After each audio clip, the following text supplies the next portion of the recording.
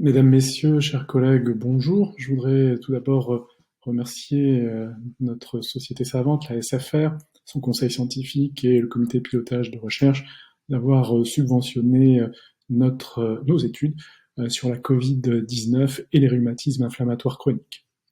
En effet, il s'agit de plusieurs études multicentriques et nationales sur la Covid-19 dans les rhumatismes inflammatoires chroniques pour répondre à des questions que nous avions.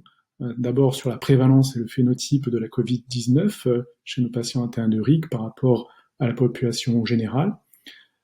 Quelle est également la persistance de l'immunité naturelle une fois qu'on a été infecté par le SARS-CoV-2, mais aussi de l'immunité vaccinale sous différents traitements immunomodulateurs ou immunosuppresseurs. Et enfin, l'efficacité et la tolérance des vaccins sous ces différents traitements de fond. Nous avons pour cela 3 études qui ont été proposées. 2 d'entre elles sont financées par la SFR. COVID-RIC 1, qui est donc proposé par le professeur Taofam sur la séroprévalence de l'infection à SARS-CoV-2 chez les patients atteints de rhumatisme inflammatoire chronique, polyarthrite rhumatoïde, spondyloarthrite et rhumatisme psoriasique. COVID-RIC 2, qui est proposé par le professeur Adeline Rouissant sur les caractéristiques de la Covid-19 chez les patients atteints de rhumatisme inflammatoire chronique, donc des patients qui ont contracté la Covid-19 et qui vont avoir un suivi longitudinal de cette séroconversion sous traitement sur 2 ans de suivi. Et enfin, un COVID-RIC 3 que j'ai proposé sur le suivi longitudinal des patients atteints de rhumatisme inflammatoire chronique vaccinés contre la Covid-19. Nous avons des résultats pour COVID-RIC 1 qui seront présentés lors de ce congrès. La séroprévalence, vous voyez, est de 10,3%, avec des intervalles de confiance à 95% de 9,3 et 11,3.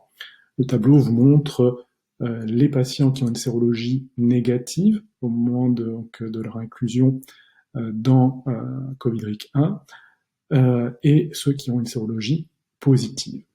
Donc il y a 3713 patients qui ont été inclus dans le travail avec, vous voyez ici, l'âge qui est de 55 ans en moyenne et les différents rhumatismes inflammatoires qui sont représentés, qui est partagé entre les spondyloarthrites et les polyarthrites rhumatoïdes.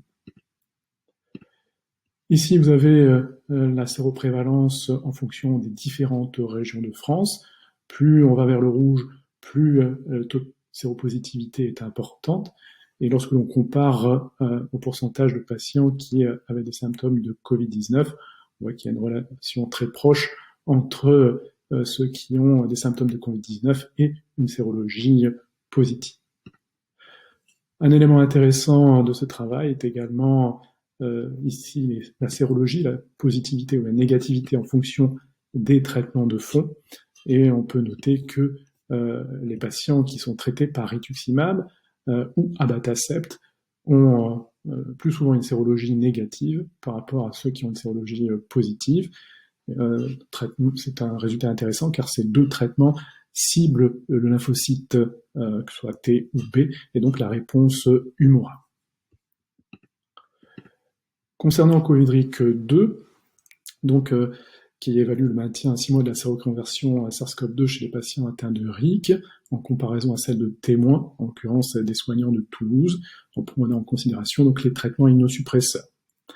On va doser le titre des immunoglobulines des anticorps donc neutralisés anti-SARS-CoV-2 à l'inclusion à 6 mois, 12 mois et 24 mois chez les patients atteints de RIC et dans la population témoin. Aujourd'hui, plus de 158 patients ont été inclus dans ce travail et nous avons décidé de réaliser une analyse intermédiaire à baseline de ces patients. Concernant COVID-RIC 3, c'est une étude sur la vaccination et la comparaison donc l'efficacité de cette vaccination dans une population qui a été vaccinée contre la Covid-19 par rapport à des patients qui ont refusé cette vaccination. Donc on va évaluer l'occurrence d'une infection à Covid-19 entre ces 2 populations à 3 mois, 6 mois et 12 mois. Et on va suivre dans le groupe vacciné la sérologie les titres des anticorps anti-SARS-CoV-2 sur un an de suivi. Je vous remercie et nous espérons vous donner des résultats dans les prochains mois.